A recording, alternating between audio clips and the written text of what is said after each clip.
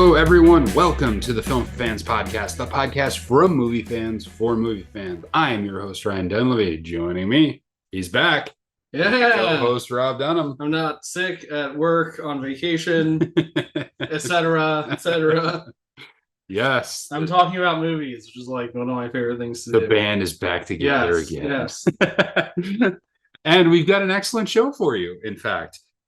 We will, of course, give you a breakdown on the box office. Our discussion for this week is going to be continuing our series that we interrupted for the longer Oscars discussions, which is reviewing movies that have anniversaries this year. So this year we will be looking at movies that turn 20 years old, which is not 2014. It's not 2010. 2004. Ugh. 2004 movies are turning 20 this year. That seems almost as impossible as the Phantom Menace turning 25. Well, that we will be hitting 25 at a later date. Yeah. That'll probably be the last one in the series to do movies that are turning 25, but maybe not, because we could go back to 30 years and get that incredible year of 1994. In fact, no, I've just decided we're going to do that. Oh, yeah. We're going to go back to the best movie ever made that year.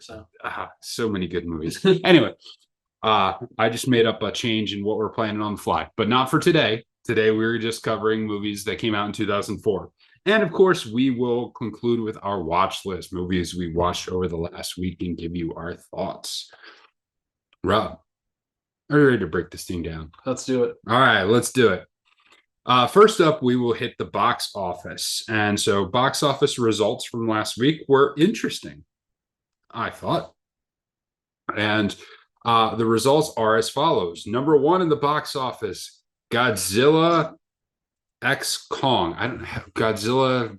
How do you say that? To be Godzilla times Kong Godzilla and Kong. Yeah, I was like, so the last one was Godzilla versus Kong, right? So this one they're teaming up. So I think the X is supposed to represent and Godzilla. Yeah, but I really don't know. I need to get on somebody as to how you pronounce the title of this movie. Yeah, we need to anyway some in-depth market research. However you pronounce it. If you know how to pronounce Godzilla, punctuation symbol Kong /letter, please call us and let us know. Let us know. I know you didn't really get a chance to read over this. Right. Any guesses on how much money it made?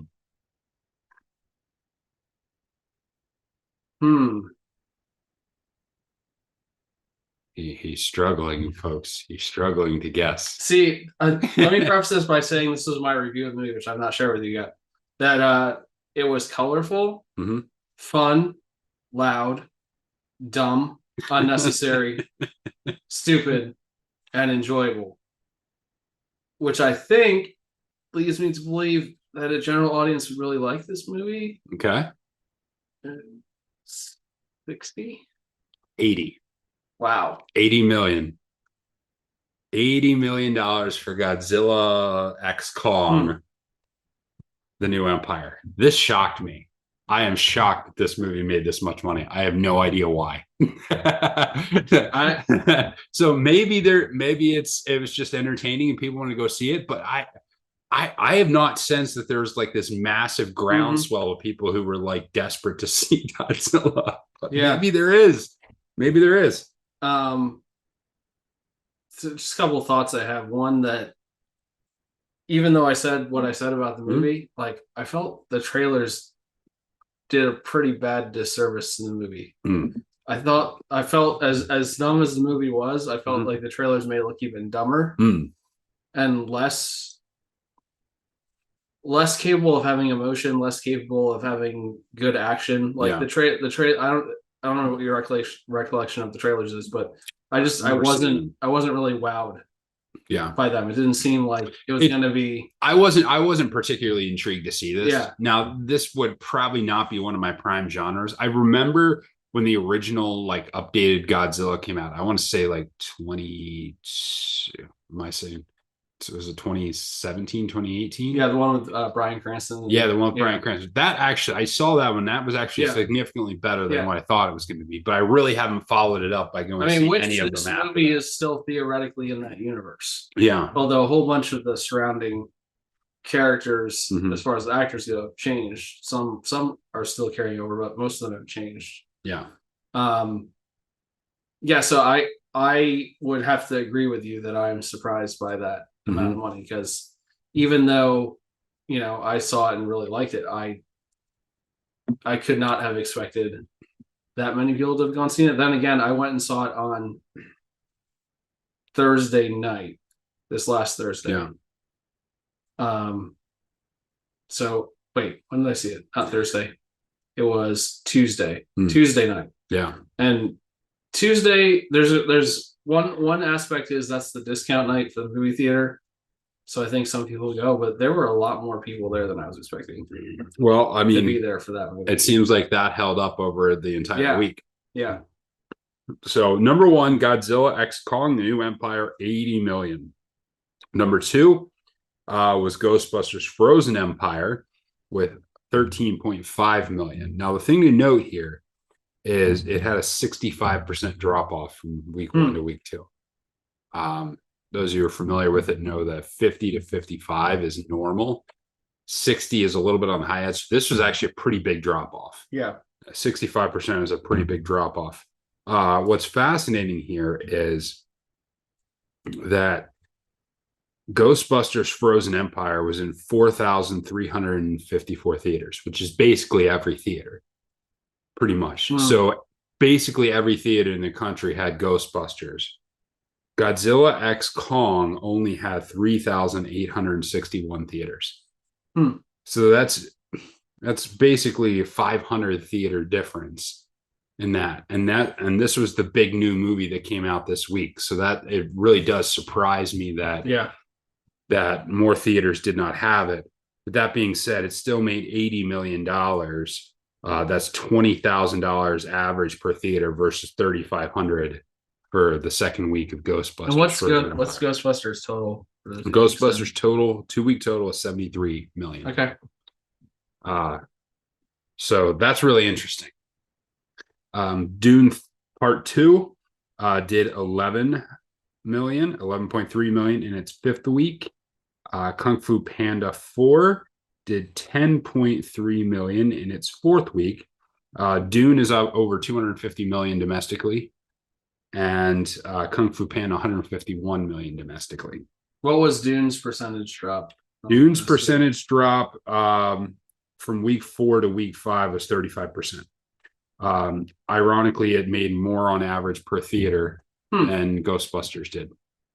About $100 per theater more than Ghostbusters. Which that's quite telling and fascinating, because Dune is like a much more epic,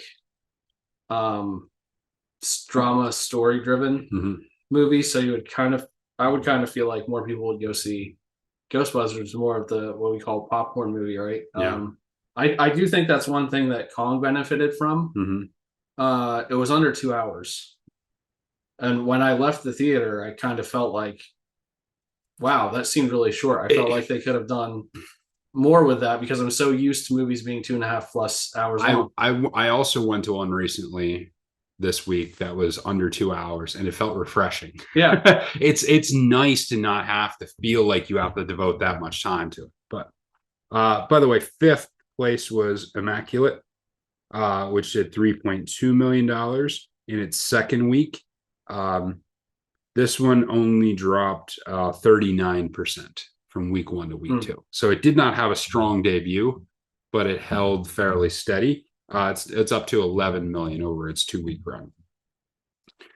Any other thoughts? Not really, other than people like Big Lizard. Apparently. I mean, I really am surprised. Yeah. I am surprised about that. It will be interesting to see the response after that. Yeah, I have some thoughts about just the movie in general when we talk about it later. All right. And I did see a little preview. I saw Ghostbusters Frozen Empire. So then we'll get to dialogue about that during the watch list segment too. Okay, so let's look at movies coming out this week. We have 2 main releases coming out this week. One is The First Omen. This is, of course, a horror movie, rated R, runtime of 2 hours on this one. And the topic is when a young American woman is sent to Rome to begin a life of service to the church, she encounters a darkness that causes her to question her own faith and uncovers a terrifying conspiracy that hopes to bring about the birth of evil incarnate. So Nell Tiger Free is one of the main actresses. Tawfiq Barhom, Sonia Braga, Ralph Ineson. And I believe this is, I guess, a prequel to the Omen series of horror movies. So that comes out this week. The second one is Monkey Man. Now, Monkey Man is one that I previewed in our podcast last week when I talked about the movies coming out over the next couple months. This is also rated R, and it is 2 hours and 1 minute. And this is inspired by the legend of Hanuman, an icon embodying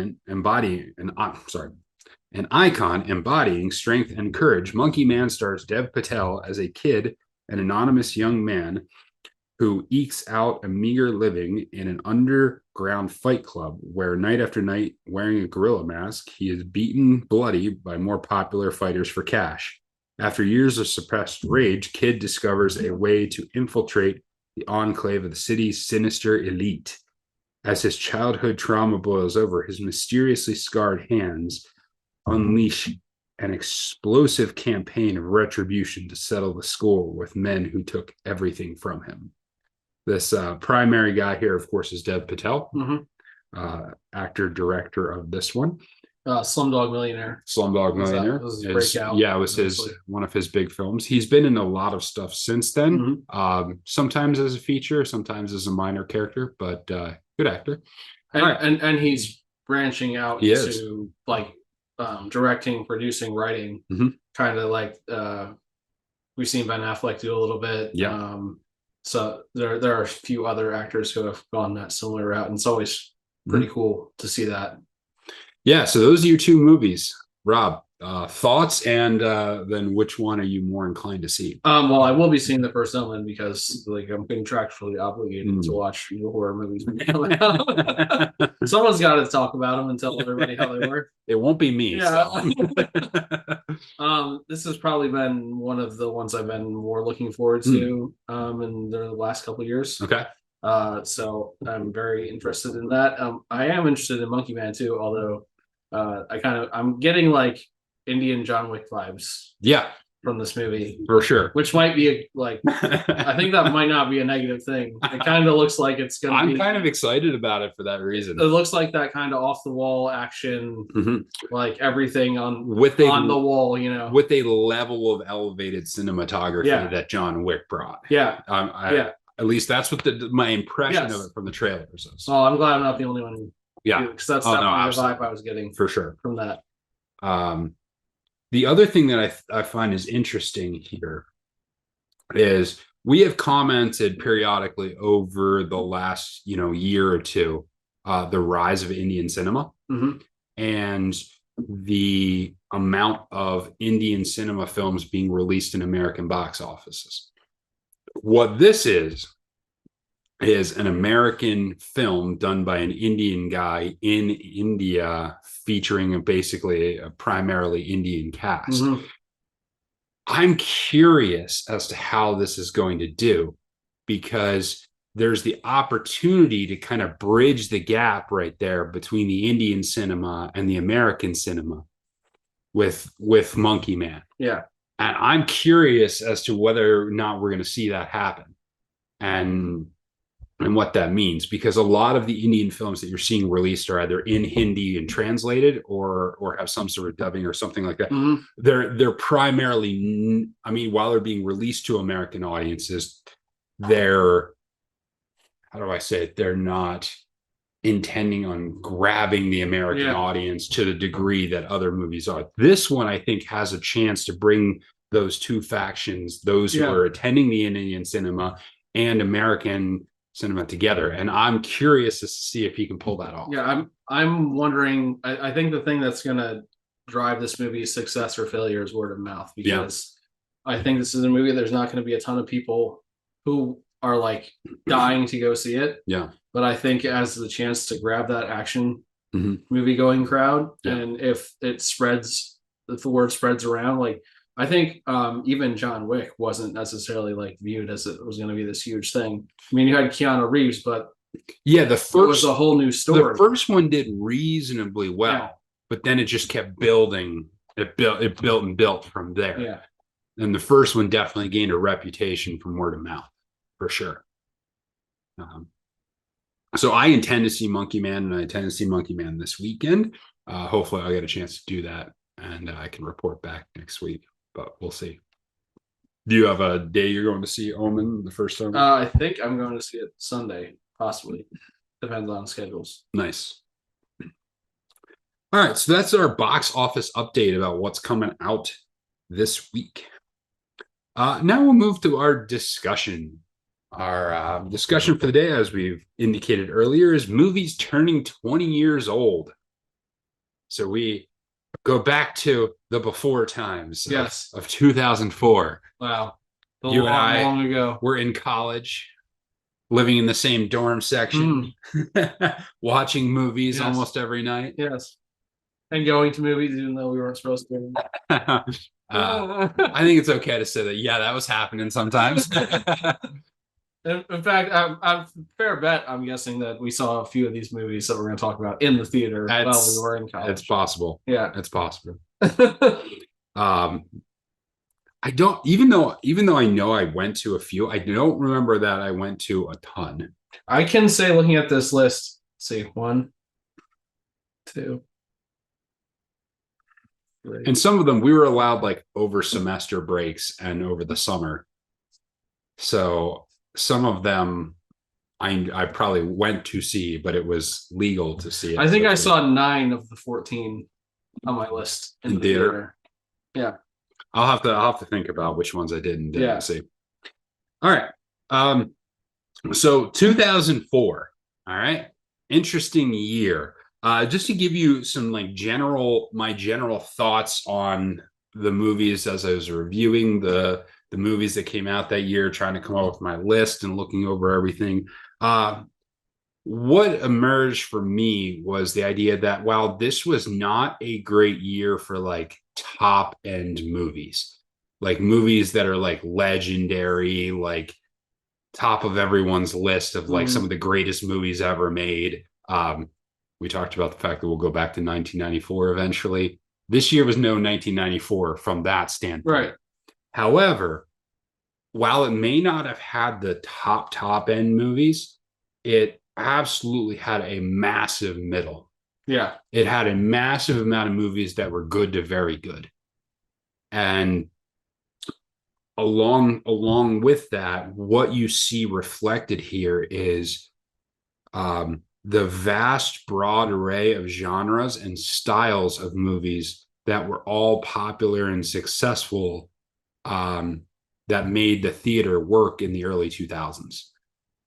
And so you're seeing mixture of, romance and drama and action and comedy and all sorts of specialized genres if we want to break it down even further. But all of them had successful runs in the early 2000s, and in particular in 2004. So it was fascinating to me, especially because we've talked about like the siloing of certain genres away from cinema, that we're just not seeing it anymore. Genres was not seen. You saw everything in 2004, and that was really interesting. Yeah, I think the other thing is that there was a lot of, or at least several, like cult classic movies. Yeah, they came out this year. I said it was a big year for indie movies and smaller releases. Yeah, that 2004 definitely had the indication there. It was also an incredible year for comedy. There were some legendary comedies that came out this year.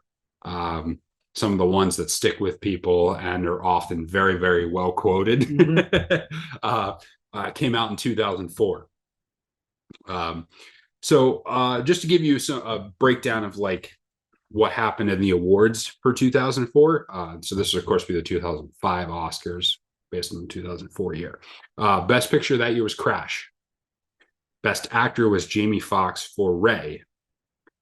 Best supporting actor was Morgan Freeman for $1 Million Baby. Best actress was Hilary Swank for $1 Million Baby. Best supporting actress was Cate Blanchett in The Aviator, and director was Clint Eastwood for $1 Million Baby. So obviously, $1 Million Baby had a good run in the award ceremony. Crash was kind of the upset winner that year. Fascinating thing about those movies is if you put a list of movies that came out that year in front of people, which I just like that, like someone's top 100 list. Yeah. A lot of people are going to list other movies that came out that year as their favorites from that year. Oh yeah. None of the movies that took home the big awards would probably still be listed. Maybe Crash would be, depending on who's making the list. But most people's list would not include any of those movies. Yeah. And in fact, I looked at several lists. I want to say 5 or 6 lists. I didn't see anyone that even had Ray on it for the best movies of the year. And this was for best actor. Yeah. So, really interesting how certain movies rise in a particular year and then don't last in terms of their history going onward. So let's get to our lists. And there were so many, like I said, this year had a big middle of good to very good movies. And so that made it very, very difficult for me to come up with my list. So we'll start out with a few honorable mentions. We won't have to say a lot about these because we'll want to spend the time on our actual list. But I'll just give 5 of the ones off my honorable mentions list, and then you can give the ones off yours here. Now we may have differences, and some of the ones on my honorable mentions may end up on your list. I'm thinking at least one of them might. Honorable mentions: Saw. I put Spanglish in there. National Treasure, Harry Potter and the Prisoner of Azkaban, and Mean Girls. The bottom half of my top 10 all could be swapped out for my honorable mentions list, and I could probably make a case for why every one of these ones should take the place of the bottom ones on the list. But like I said, there were so many movies that were good or very good, as opposed to like excellent. I would put 2, maybe 3 on my list that are approaching excellent. But lots and lots of very good movies on my list. So those are my honorable mentions. What are yours? I have 4 honorable mentions, and it's not that I don't like. Obviously, they're honorable mentions, so that I still feel they're worthy of being mentioned. Yes. But whether it be, I feel like the people behind them made better movies after / before, or if the actors were in better movies that I remember better after or before. Yeah. That they just didn't quite reach that level to me. The Village is one for me. Yeah. Which I really like M. Night. And I am very excited to see The Strangers, or The Watchers, which is coming out soon with him. And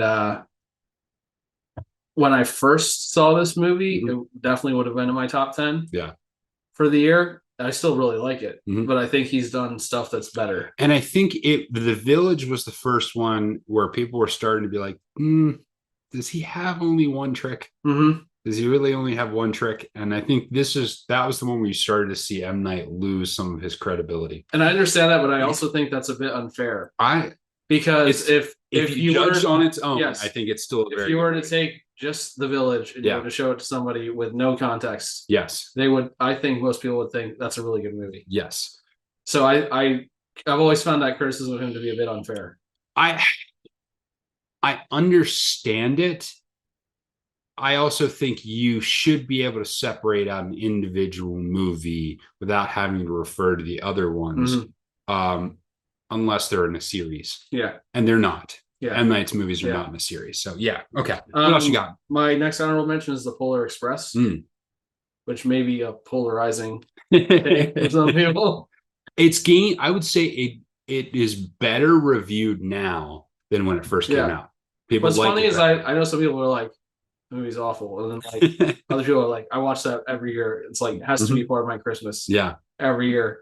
And I do think it's a well told story. Yeah, and I think Tom Hanks shows a good array of acting talent through the different characters that he plays, even though they're all animated. Yeah, there's still acting involved in that sure. process.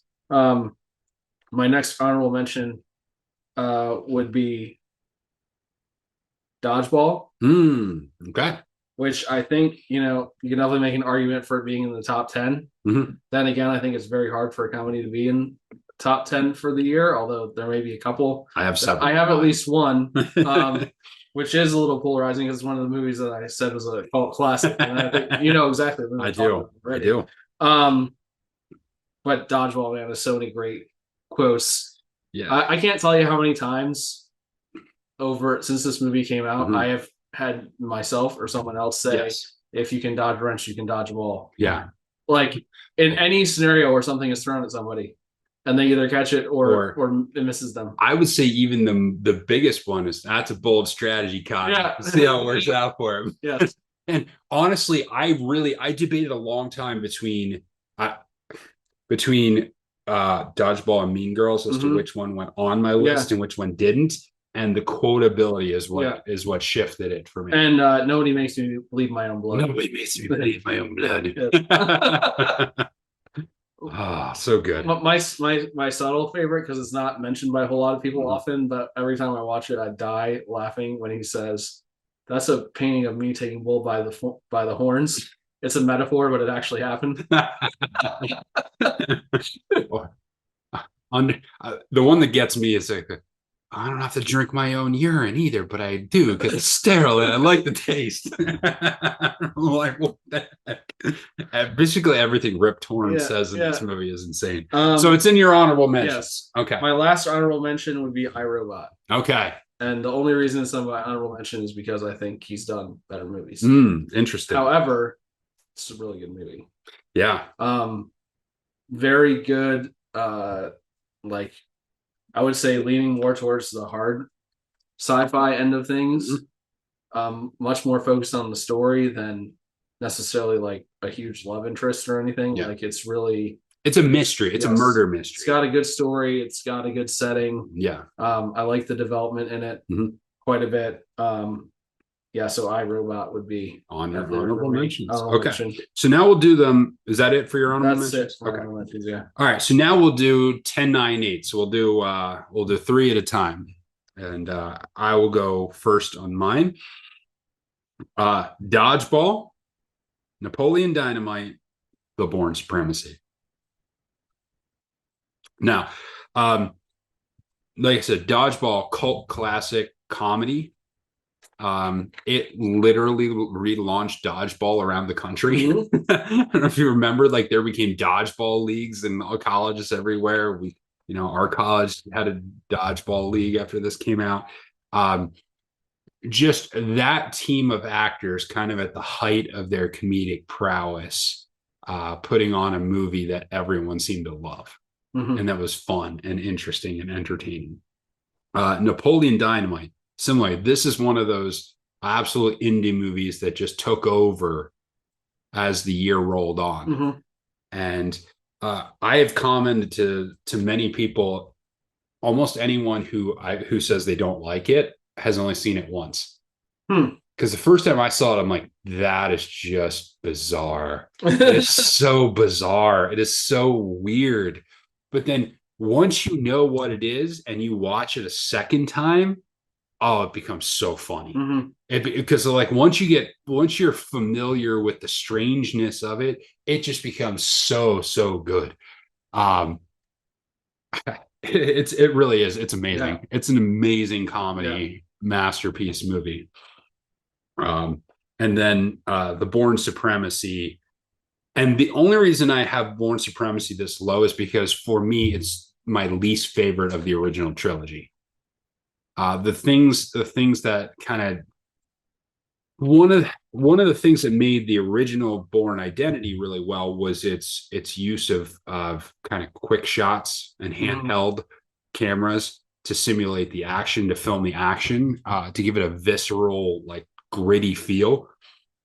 They took that kind of to the next level in this one, did it even more, which I thought was almost overdone. And then there is the constant use of flashbacks, and the flashbacks always have kind of a blurry tone to them to kind of differentiate them from his normal memory, from his from the normal movie back to his flashbacks. There's just so much use of flashback that it just kind of like those little things kind of bug me. That being said, it's still an outstanding action movie. Yeah. But the reason why it's towards the bottom of the top 10 is simply because it's my least favorite of the 3 original ones, but still good. What do you got for 10, 9, 8? Yeah, so 10 for me would be Napoleon Dynamite, Okay. which was the cult comedy I Yes. was referencing earlier. I know my friend Josh and a bunch of other of my friends who saw this said like this was my like high school experience. I was a kid, you know. Yeah. The outcast who just wanted to have a friend. Yeah. Like just wanted one girl to like him, you know. Uh-huh. And I think it does a really good job, despite all the absurdity of capturing that emotional feeling of just wanting to, you know, find someone who accepts you. I think that's really what the movie is about. Yeah. When you break it down. Find your crew. Yeah. Find your crew of people. Yeah. So one thing I will say too, like my 1 through 10, and this speaks to your comment about there being a lot of like really good movies in this year. I have a hard time separating any of these. I know. I had a clear top 2. And then after that, it was just like I might have a clear number 1, but other than that, yeah, like, I feel like so number 10, Napoleon Dynamite. Number 9 for me, Hellboy. Okay. I want to say this was like my introduction to Guillermo del Toro, I think, and I was just fascinated by the visual style and the colors, and Ron Perlman just does a fantastic job in this role, and I kind of feel like he was made for the role. I think David Harbour was pretty good too, but there's something about how Ron Perlman played the character to me, that sets it apart, and I think it's just really well done fantasy comic book movie. And one of the things I like the most about it is I feel like it is a comic book movie or graphic novel, whatever you want to say, that you could go into and watch with having zero knowledge of who Hellboy was, and you would still understand what was happening in the movie. You would still understand the stakes, and it would still be something to enjoy. Yeah, for you. I know a lot of people really like it. It's just one that just never resonated with me.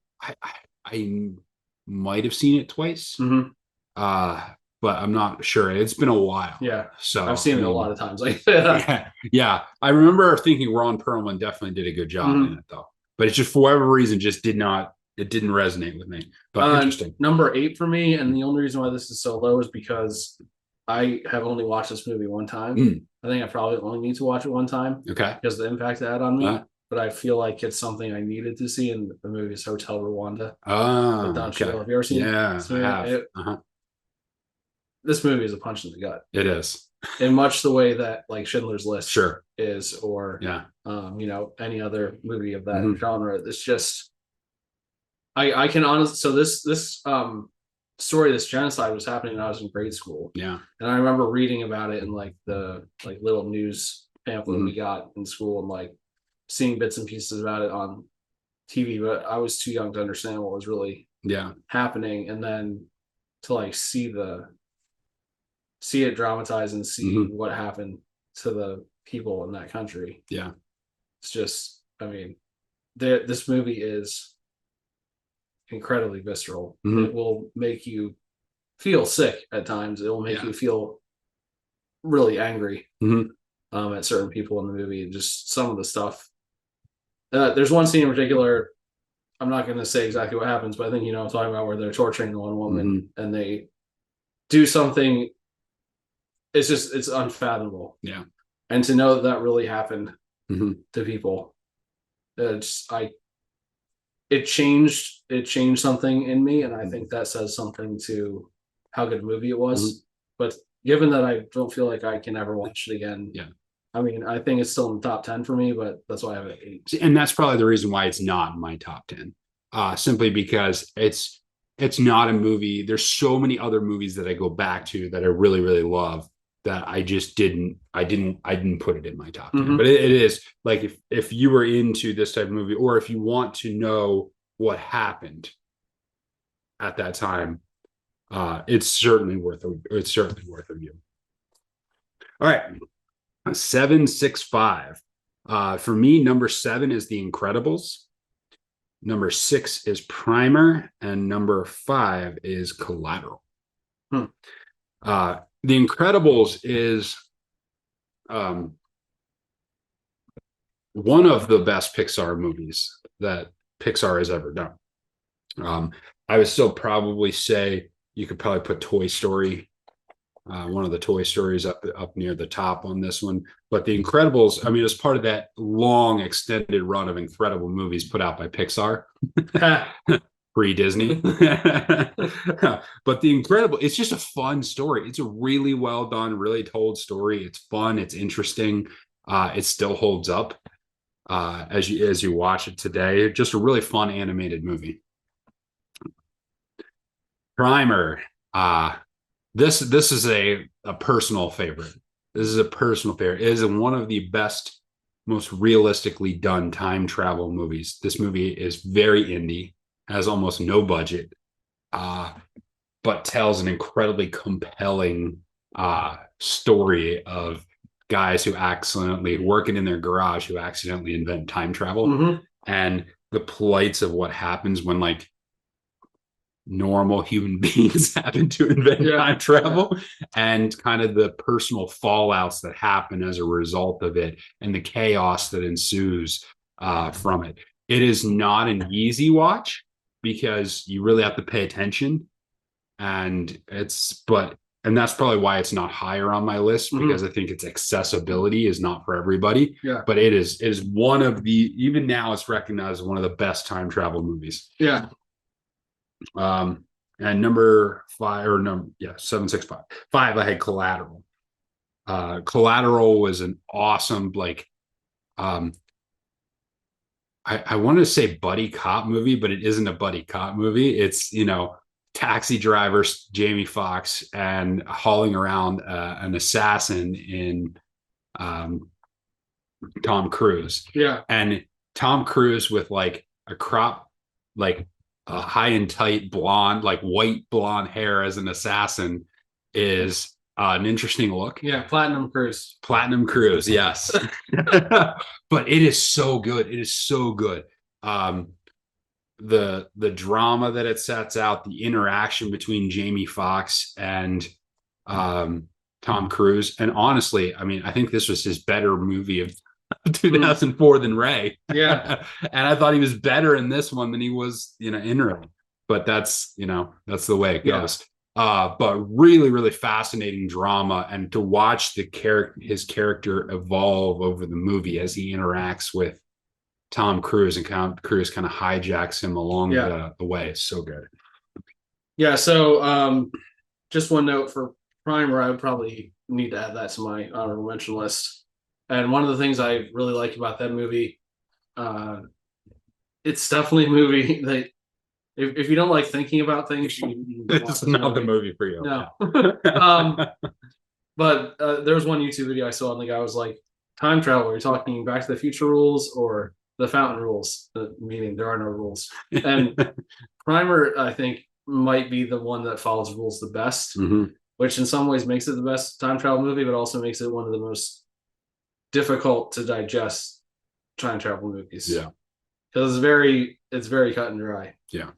Like there's no there's no bells and whistles about what's going on there. It's very straightforward. And some people really like that, and some people will be like, like I wanted to watch this movie and I didn't want to think. Number 7 for me, ironically, also The Incredibles. Very good movie though.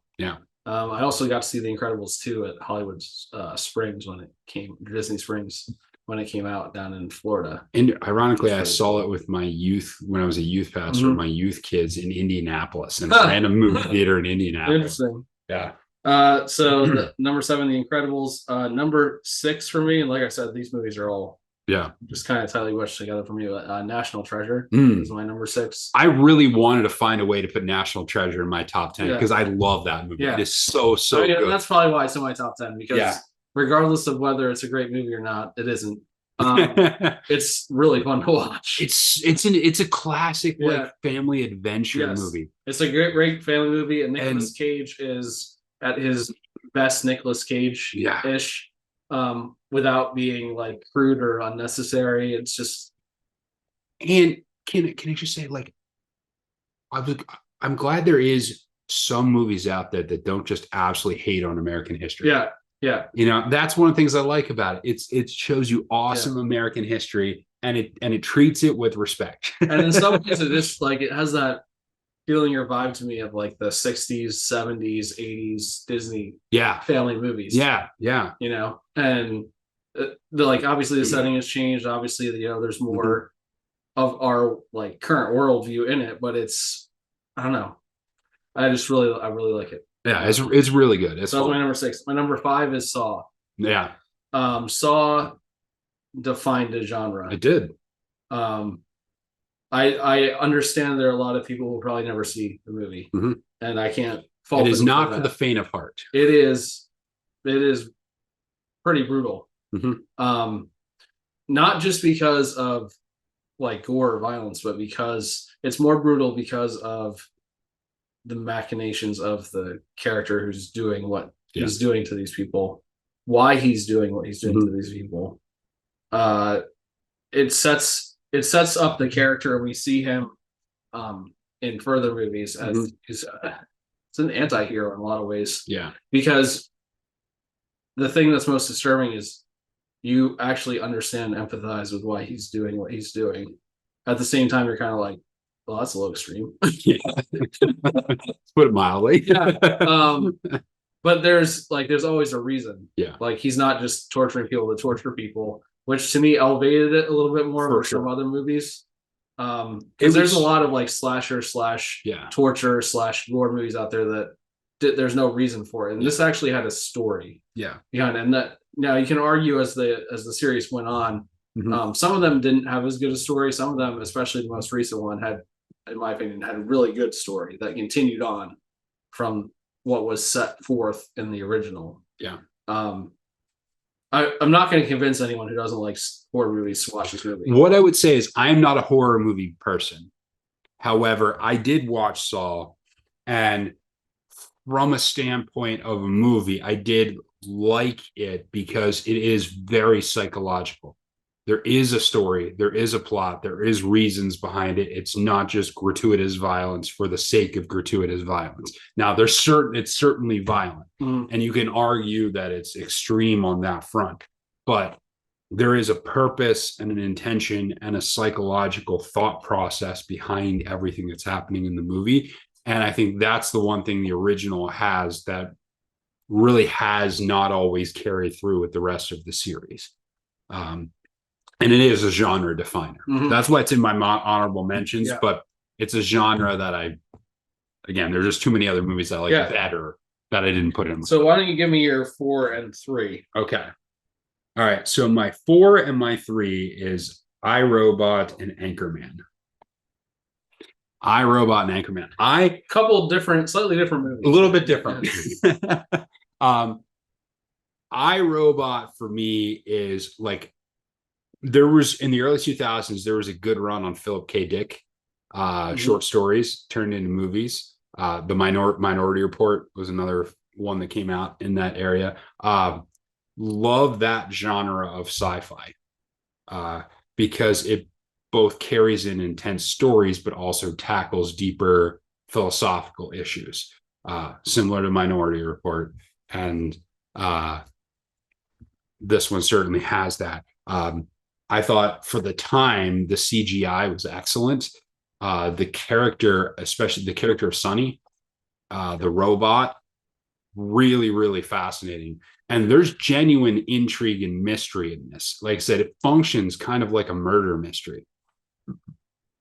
So you're dealing with issues of technology, you're dealing with issues of privacy, you're dealing with the rise of the robotic / AI movement. which is, of course, gaining steam again. But from and I thought Will Smith was excellent in the movie. Now, you can definitely argue it's not Will Smith's best movie, but the combination of all of it, I think, was well directed, and there's a tension and there's a pace that runs through it. So really, really like that one. Anchorman. It's so funny and so ridiculous. It's so utterly ridiculous to me.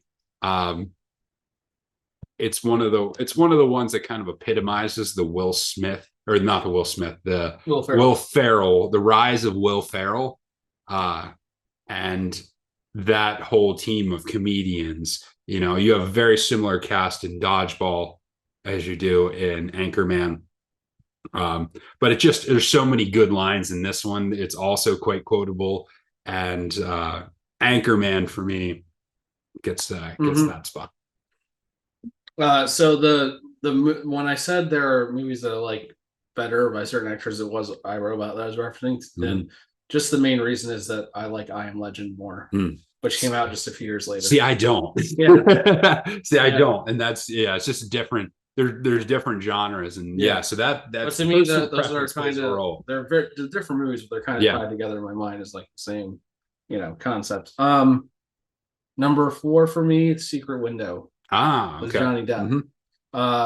This has a lot of things I love. Johnny Depp. It's got horror elements. It's got mystery elements. It's a short story written by Stephen King. And I really like John Turturro's role in this movie too. Have you seen? I have. It's been a long time, but I have seen it. So the thing I like the most about this movie is you think you know what's happening, although it is a little confusing, but you kind of think you know what's happening for most of the movie, and then towards the end you realize it was not what you thought was going on. And I thought they did a really good job of revealing that. It has in the movie. It has a shall we say, M. Night Shyamalan-esque twist to it. And Johnny Depp is just really good at playing like tortured people, and he is incredibly tortured in this movie. Well, his character. He has some of that in real life. Yeah. Different kind of torture. Different kind of torture. My number 3. This is hard. I'm gonna my number 3, The Life Aquatic, was CZ. Yes.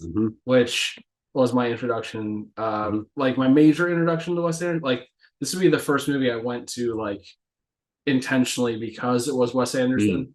So I had seen Bottle Rocket before this, and did the Royal Tenenbaums come out before? I think so. Yeah, I think I'd seen those too, and I wouldn't say that necessarily like was crazy about them, but I was like, I kind of like this guy's style. Let's see what he comes out with in the future. And this is one of the ones that I saw in the theater. And so this was the first one that I intentionally went to go see because it was him directing it. Okay. And to me, to that point, it was the best movie he had made.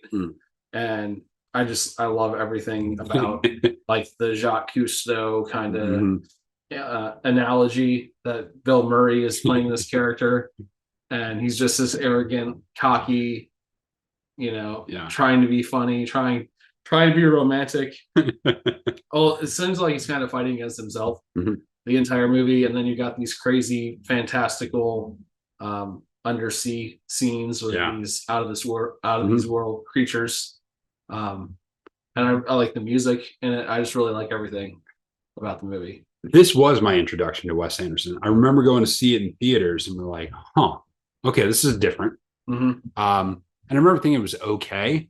I've rewatched it a couple times since, and I still, it was like, we're both big Wes Anderson fans, but if we both did our list of Wes Anderson movies, we'd be in very different spots as to which ones we like in which order. It's not on my list because there's probably at least 4 Wes Anderson movies that I like better. So similar to why you don't have like iRobot higher or iRobot on your list. Yeah. Like it is very similar to me. It's like I have so many other Wes Anderson movies I like better. All right. Last two. Last two. Number 2, Kill Bill Volume 2. And number 1, Eternal Sunshine of the Spotless Mind.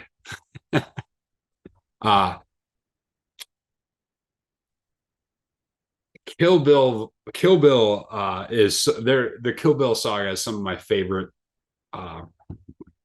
some of my favorite movies. Like they're so good. They're so like classic revenge driven action films. They represent, I'm either love Tarantino or I can't stand Tarantino. And this is like the height of me love Tarantino. Like this is where he's at his some of his best with the outlandishness and the second part of the revenge plot. It's so good. And the conclusion of it, the cinematography, the acting, the action. This is where you get more into the heart of the story of Beatrix Kiddo, as opposed to just the action element and what's happened to her, which occupies most of volume 1.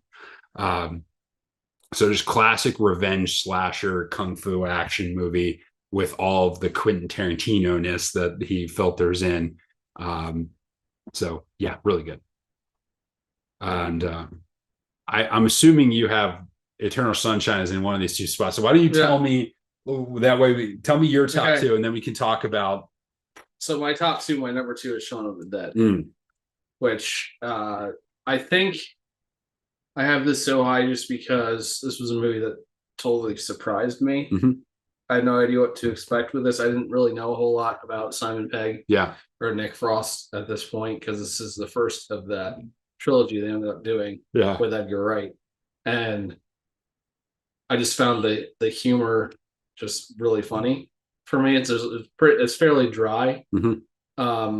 It's very British in some ways. Yeah. I mean, the whole Cornetto trilogy they ended up doing is very British in a lot of ways. Yeah.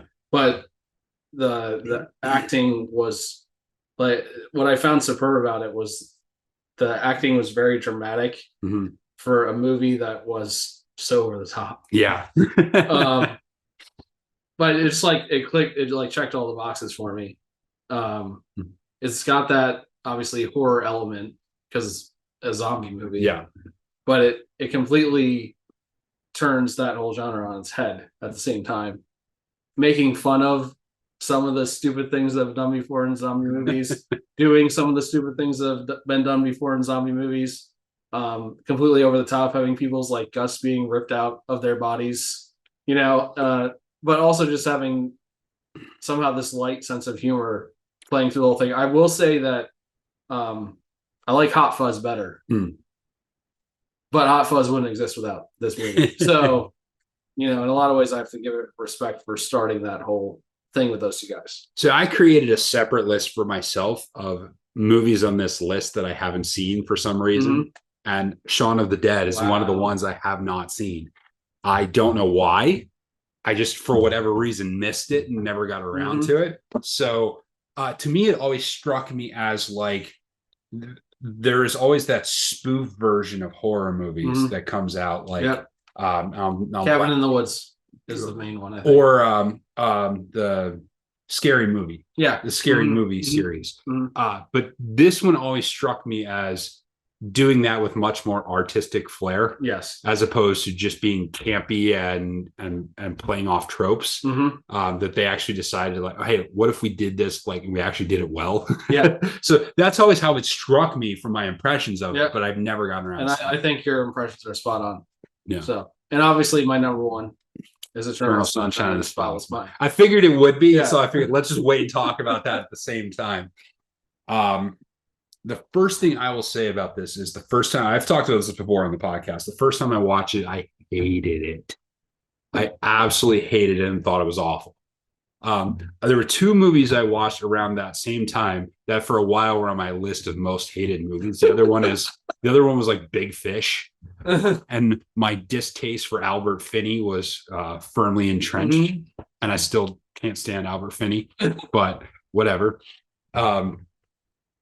I still hate Big Fish. I tried watching it again once I realized that I actually liked Eternal Sunshine of the Spotless Mind. Maybe I was just in a weird space at that time. No, I still hate that movie. However, this movie is amazing. It is unique. It is different. It is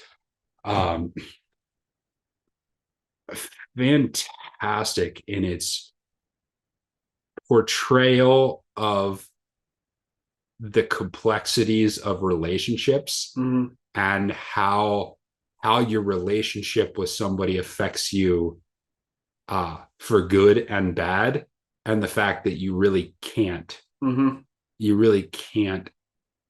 separate those.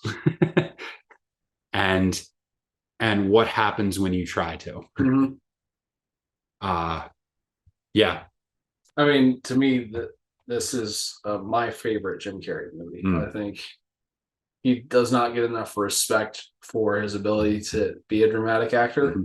I think he's done it a few times now. The Majestic is another one that I can think of where he's really good. I would even say The Truman Show. Yeah, he's really good. Is more in dramatic that kind of role, and it's just like it's raw. This movie is raw, in the best, in like in my opinion, like the best, most important way. Yeah. Talking about the importance of telling people how you feel instead of holding it in and letting it build and build and build and letting it ruin your life. The movie gives me chills every time I watch it. That I probably cry every time I watch it. I laugh every time I watch it. It's fantastic cast. Yeah. Kirsten Dunst, Mark Ruffalo, Elijah Wood, Jim Carrey. I mean, Kate Winslet. I mean, it's just Tom Wilkinson. Just incredible, incredible. Yeah. Movie. I would say this is one of the handful of movies that I would ask someone that I really respect or care about if they've seen it, and if they haven't seen it, I would make them watch it because I just think it's that good. And like, I just thought of this as we're talking about this.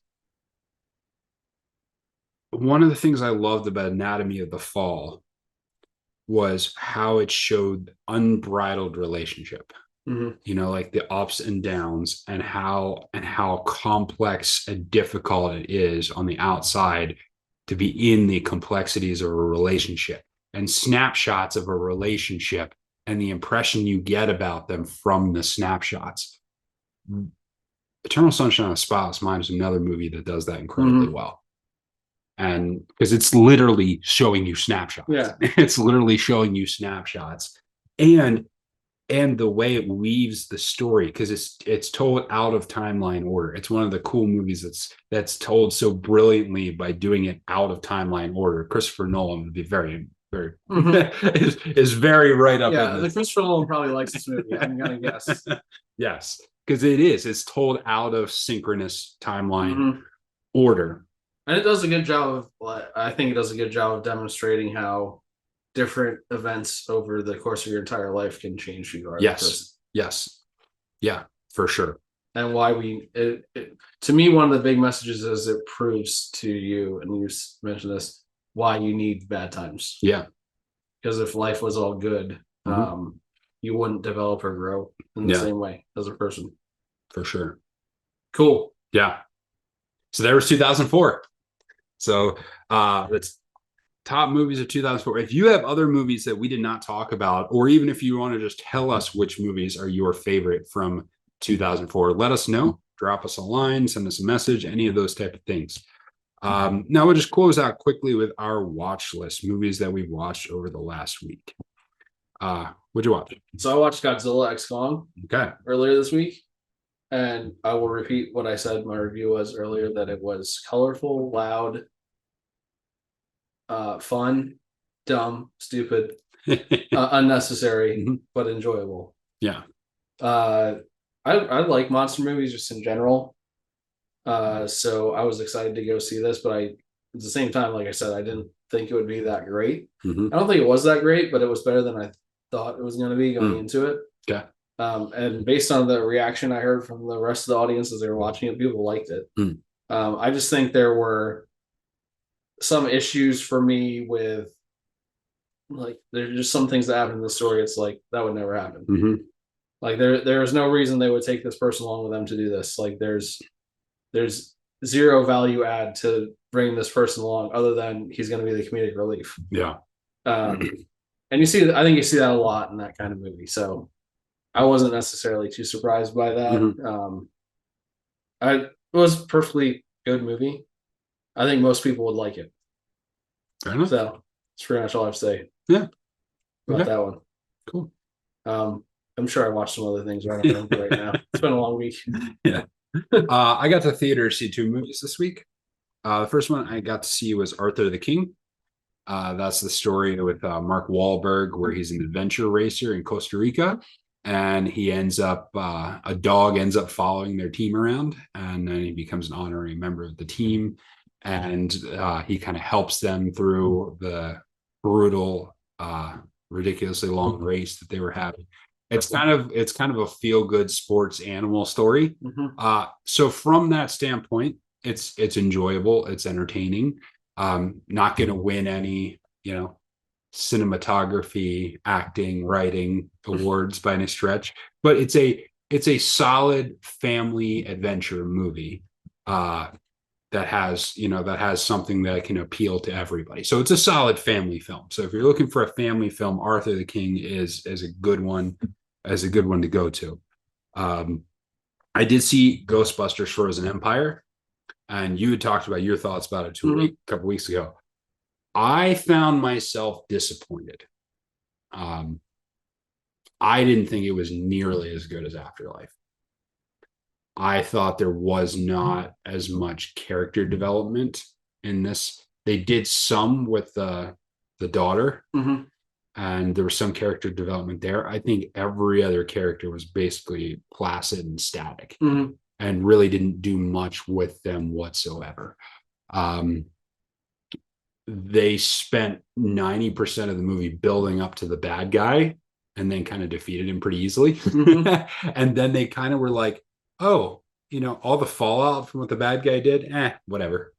Maybe we'll cover that in a later movie. Yeah. I was just like, really?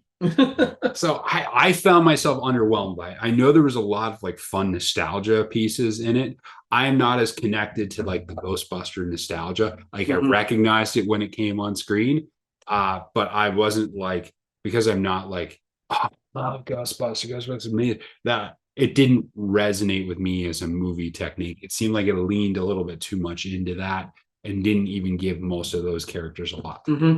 So I found myself just underwhelmed by it, as opposed to I went in with similarly I don't really care. Hopefully it's decent with Afterlife, and I remember really enjoying Afterlife. Yeah. So it didn't do it for me. Yeah, like I said, I felt like it had a lot of the same notes, just not as well. Yeah. So I can't really disagree with your assessment. Yep. All right, that is the show, everyone. Thank you for tuning into Film for Fans. Make sure you visit filmforfans.com. Check out the podcast or our YouTube channel. Subscribe, do all that good stuff. And send us a message if you have fun 2004 movies you'd like us to hear about. Until next time, enjoy the movies.